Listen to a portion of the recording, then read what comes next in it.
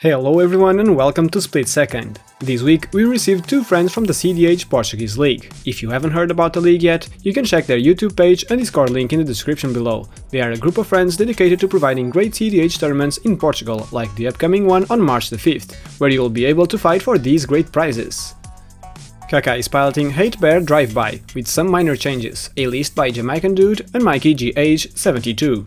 Player Not Connected, aka Guy, is trying out Corvold Food Chain, a list based on Centipedantic's list. Elder brought his own Rograk and Tevesh combo list, and Bal pulled up his Orvar Clone Master. Elder is going first and he kept his first 7 with an Arid Mesa, Badlands and a Swamp for lands. Paired with a Mox Amber and a Culling the Weak for ramp, can easily cast Bolas Citadel on turn 2. Vampiric Tutor can be aimed at the Sensei's Divining Top and find a win from there. Bal mulliganed once and found a snow-covered island, Flooded Strand and City of Traitors for lands, with a Mana Crypt and Chrome Mox for ramp can allow for a turn 1 Orvar. And he already has a Whim of Volrath to combo with some pieces on his deck. Essence Flux is mostly used with Spellseeker and will probably be fodder for Chrome Mox. Kaká also mulliganed once and found an Underground Sea, Mana Confluence, Mystic Rainforest and City of Traitors for lands. Wishclaw Talisman to find some outlets, Gilded Drake to probably steal Corvold or Orvar and Swan Song for interaction. Lastly, Guy had to mulligan down to 6, keeping an Urborg Tomb of Yawgmoth and a Wooded Foothills for lands. Mana Vault, Llanowar Elves and Infernal Plunge for ramp can secure at least a turn 2 Corvold. Reanimate for utility and is sent to the bottom an Eternal Witness. Ready for this match? Elder starts the game casting his commander, Rograk, to get access to SWAT. He plays a Badlands and casts a Mox Amber. He floats one red with it and casts Culling the Weak, sacrificing the Porkobold to cast his other commander, Tevesh Sat, Doom of Fools. 2 commanders on turn 1. He upticks him, creating 2 Thralls and passes. Bal is not so impressed as he plays a snow-covered island followed by a Mana Crypt, and then casts his Chrome Mox, imprinting Essence Flux, in order to cast his commander Orvar on turn 1 as well. Kaká keeps it simple by playing an Underground Sea and passes. Guy plays a Wooded Foothills and cracks it for a Stomping Ground. He casts Llanowar Elves and passes the turn. Elder plays an Arid Mesa and activates his Tevesh, sacrificing a Thrall to draw 2 cards. He casts a Rakdos Signet and passes the turn, respecting that blue mana from Kaká. Bal rolls and wins his first crit roll. He top decks nicely and goes straight to combat, attacking Tevesh for 3 and Elder shams with the Thrall. On his second main phase, Bal plays a City of Traitors and casts the top decked Cloud of Fairies, entering and untapping his 2 lands. With the Whim of Volrath in hand, he can generate infinite fairies and attack for lethal, but will wait until Elder's end step to loop it. Kaká draws and also plays his City of Traitors, in order to cast his commander Armix Filigree Thrasher to keep Tevesh in check. We're on Guy's turn and he plays an Urborg Tomb of Yawgmoth. He casts a Chrome Mox, imprinting Infernal Plunge, and follows it with a Mana Vault. With it, he casts his commander Corvold, entering and triggering to sacrifice a permanent, sacrificing Mana Vault and drawing a card, finishing his turn. On his end step, Elder cracks his Mesa for an untapped Blood Crypt, paying 2, and casts a Vampiric Tutor to look for a Dockside Extortionist. He gets to his turn, plays a Wooded Foothills and cracks it for a Mountain, in order to cast his Dockside Extortionist, creating 4 treasures. He then upticks Tevesh, sacrificing Dockside, drawing 2 cards.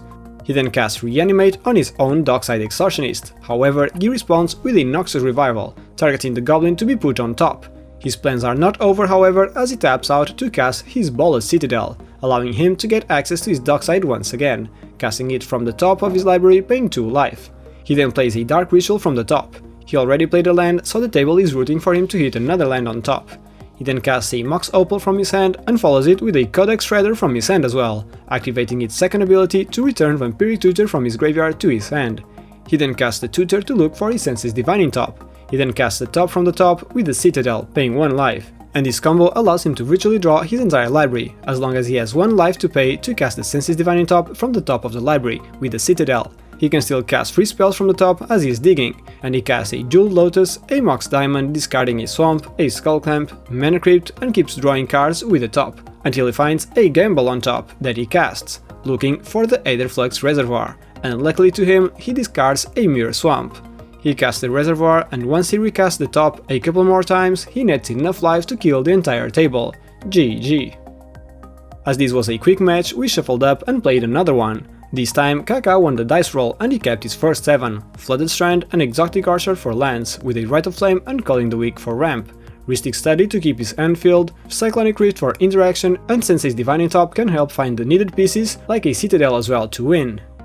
Guy mulliganed once and found a lucky Gemstone Caverns, an Arid Maze for lands, Land's Eye Diamond, Mana Vault and Rain of Filth for ramp, as well as Culling Ritual that can easily turn games upside down.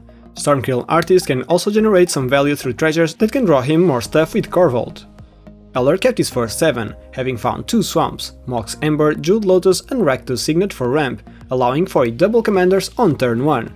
Reanimate for recursion and Necromancy pairs up with World Gorger loops. Lastly, Bal mulliganed once and kept 2 snow-covered islands and a Jeweled Lotus, once again assuring Orvar turn 1. Chain of Vapor and Reality Spasm mostly generate new copies with Orvar, but one might be pitched to a Force of Will on an early threat. Spellstutter Sprite is good counter magic on a stick, especially paired with Orvar.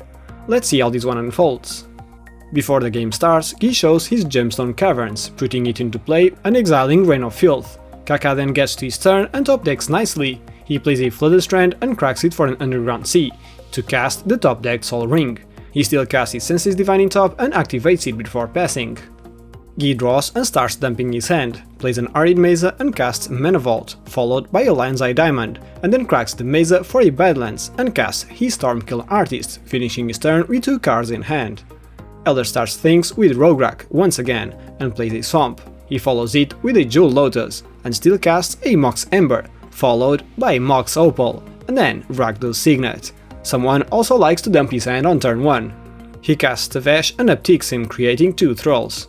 Bal is on the slower side this time, playing a single island. He casts his Jeweled Lotus, following it with his commander and passing the turn. Kaka plays an Exotic Orchard and casts his Rhystic Study right away, hoping to start filling his hand. Guy draws and takes 1 from the vault. He casts a Chrome Mox, imprinting Squee the Immortal. Rhystic triggers and he pays for it. He ponders on cracking LED for Corvold, but Culling Ritual is too good to discard, so he simply attacks Tevesh with Stormkiln Artist, and Elder jumps with a Thrall before Guy passes. Elder gets to his turn, plays a Swamp, and upticks Tevesh, sacrificing Rograk to draw 3 cards, and a wild guess decides to check if everything's okay. He then casts Goblin Matron, triggering Rhystic and not paying. She enters and triggers, and he finds a Dockside to his hand, which he also casts, triggering Rhystic and not paying.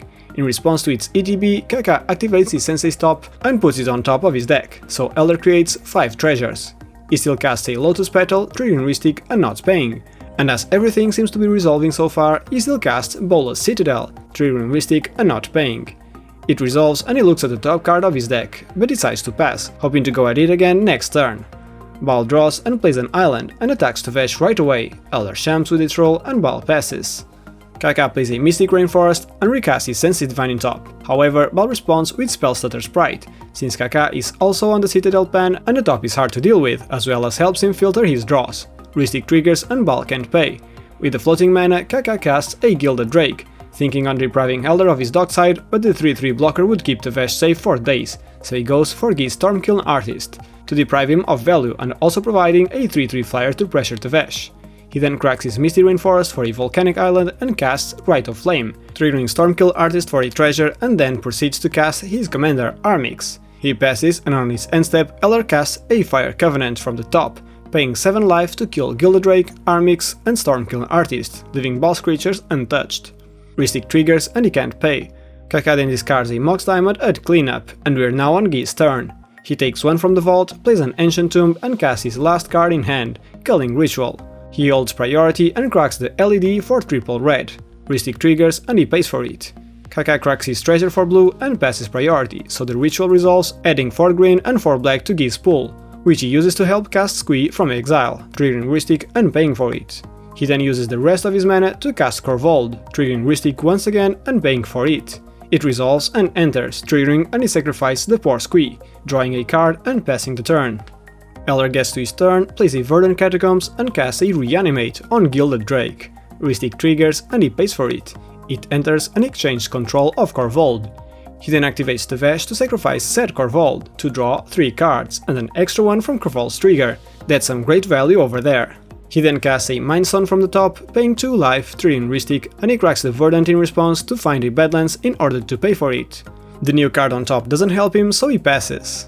Bal is getting flooded draws. He plays another island and attacks Elder directly, as his life is now more precious than Tevesh's loyalty counters. In response, Elder casts a free Deadly Rollick from his hand, targeting Orvar. Rhystic triggers and he pays for it. Feeling stuck in a hard place, Bal responds with a reality spasm targeting one of his islands to untap it, triggering Orvar and Ristic, and he can't pay. He gets a token copy of the island and Orvar is exiled, so he passes. Kaka plays a Wooded Foothills and cracks it for a Badlands. He then casts a Gitaxian Probe targeting Bal to know how far he can go, and he sees Bal still has a say in the matter. Regardless of that, he goes for a Mnemonic Betrayal, and seeing quite a juicy graveyards, Bal responds with a Force of Will, pitching his Chain of Vapor. Ristic triggers and he pays for it. However, Kaka responds with a Pact of Negation, securing the spell. We would say this is even worse than resolving a Praetor's Grasp in spell table. He starts by casting all his opponent's fast rocks, starting with Geese Rocks, LED followed by Chrome Mox, imprinting Culling the Weak, and then Mana Vault. He then casts Elder Stuff, Lotus Petal followed by Jewel Lotus, Mox Ember and then Mox Opal, and then Bal's Jewel Lotus as well, which he cracks alongside Elders to cast his Chrome. He also casts Elder's Rakdos Signet with Mana Vault, and with the floating mana he also casts a Yawgmoth's Will. His opponent's graveyards were not enough and he still wants stuff from his own. Good lord. He casts Rite of Flame and then casts his own Senses Divining Top, and follows it with Sol Ring. He casts his Gitaxian Probe, paying 2 life and looking at Elder's hand. He cracks the Petal, tapping the Signet to cast a Fellwar Stone and then attacks the Vesh with his Chrome, all set up for his next turn. Guy unfortunately top decks a Verdant Catacombs that he plays. He attacks the Vesh as well with Gildedrake and then cracks the Fetch for his Stomping Ground and casts Squee from his graveyard, triggering Ristic and paying for it before passing. Elder draws and hits another great card on top. He plays a Wooded Foothills and casts Aether Flux Reservoir from the top, paying 4 life. Ristic triggers and he pays for it. He also finds an Imperial Seal on top, which he also casts, paying 1 life, triggering Reservoir, Ristic and Chrome, and he does pay for the Ristic trigger. Kaka is tight on his counter magic restrictions, so he has to let it resolve. Elder gains 2 life and then tutors for Sensei's Divining Top.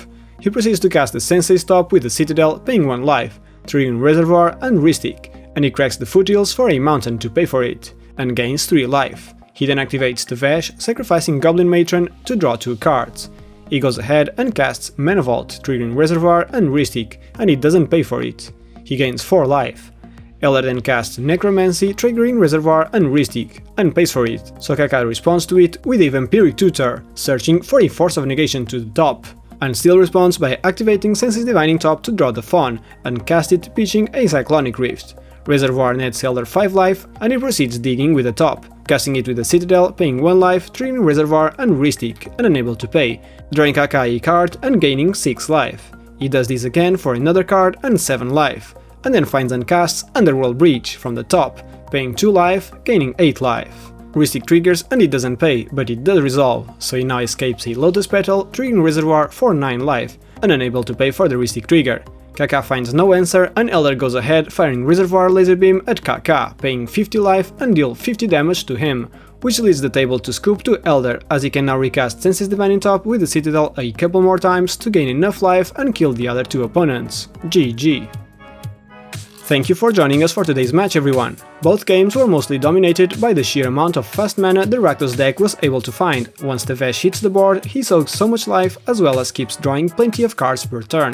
Korvold and Orvar were also able to come out early and Bal only needed another turn to win, but Dockside and Citadel proved to be too much powerful. Kaka's Mnemonic Betrayal was unfortunate to him, not a game-winning one, but he had set everything to win next turn. However, he was greedy on trying to save the Fawn for later, and not firing it at Sensei's top at the right time, which led to another Lazing Beaming Machine. We'd like to start the credits by thanking our current patrons, and especially Izanagi, TJ Rapp, Mike Purr, Ajimu, Drunken House Cat, V, RJ, Heated Chill, Pina, Ricardo, Dragonstake, Katerina, Michael Bowen, Super Scaldi and Dog, our stack breakers. If you want to support us, you can do so by liking this video, subscribing or by becoming a patron yourself. If you want to go through other Commander adventures, click one of the videos on the right. If you want to talk with us about our games or other EDH related matters, join us on Discord. Join us again next week for a new set of Commanders and more decisive plays. See you all then!